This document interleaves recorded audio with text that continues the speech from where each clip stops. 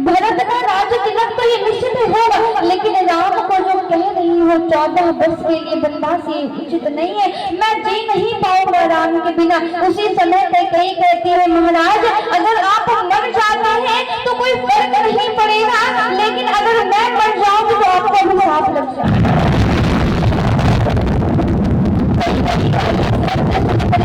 राजा दशरथ बड़े खिन्न हो रहे हैं, बड़ी पीड़ा हो रही है, बहुत वेदना हो रही है। आज कई को क्या हो गया, बहुत दुखी हो रहे हैं। अब इधर लक्ष्मण भैया को ये बात पता चला कि जो रात में सायंकालीन मेला में हमारे पिता ने हमारे बड़े भैया देव तुल्य बड़े भैया का राज्याभिषेक का ऐलान किया गया था, ये वही पिता जो अपनी कई के कहने पर आज हमारे भैया को 14 वर्ष के लिए वनवास भेज रहे हैं, ये मैं बिल्कुल स्वीकार नहीं करूंगा। अब लक्ष्मण भैया ठहरे इससे सावधान, उन्हें जरा सा भी उन्हें कुछ अच्छा नहीं लगता। महाराज क्रोध दिखाने लगे, बड़ा क्रोध है लक्ष्मण भैया को, क्योंकि वो साक्षात शेषा अवतार है। अब जैसे उनको पता चला कि राघव सरकार को राज तिलक नहीं बल्कि 14 वर्ष का वनवास और बलगल धारण करके उनको बन जाना पड़ेगा, उसी समय वो अपने धनुष बाण निकाल लिए और क्रोध करने लग गए।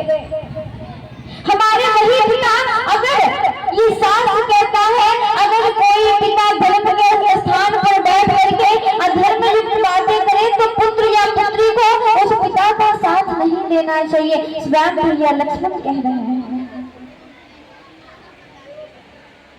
सांप्रतम लोग का अगर कोई भी देव मनुष्य महापुरुष कोई भी आ जाएगा और अगर हमारे भैया के इस कार्य इस राज तिलक में अगर कोई विघ्न डालेगा तो अभी मैं इस धनुष बाण है तो उसका सर धनुष से अलग कर दूंगा। भैया लक्ष्मण को बड़ा क्रोध आ रहा है।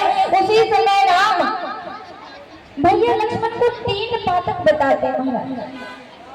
कहते हैं, हे लक्ष्मण, हे अनुज, ये तुम क्या कह रहे हो?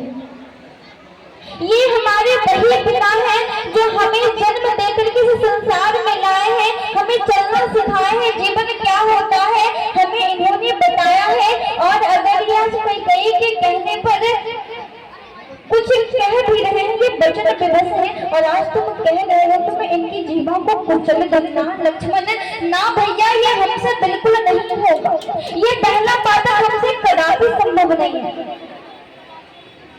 तभी दूसरी बात के बारे में बात बताते हैं कि लक्ष्मण, हे अनुज, तुम उस कई माँ की बात कर रहे हो जो बचपन से लेकर के हमें अपनी कौशल्या जन्मदात्री माँ से ज्यादा बढ़ करके हमें कई ने लाड प्यार वात्सल्य में रखा है, और आज वो किसी कारण उसकी मति खराब हो गई है, भ्रष्ट हो गई है, तो तुम कह रहे हो कि मैं अपनी उस कई माँ का सारा ऋण भूल जाऊं ना। लक्ष्मण, हमसे ये नहीं होगा।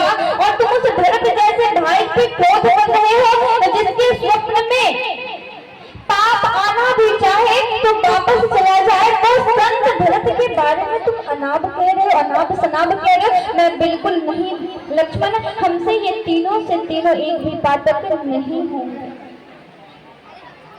ऐसा होगा मैं जीवन भर 14 वर्ष क्या मैं जीवन भर बलबल धारण करके मैं जंगल में रह लूंगा, लेकिन आज माता पिता भाई के विरुद्ध विपरीत खड़ा नहीं हो सकता हूँ।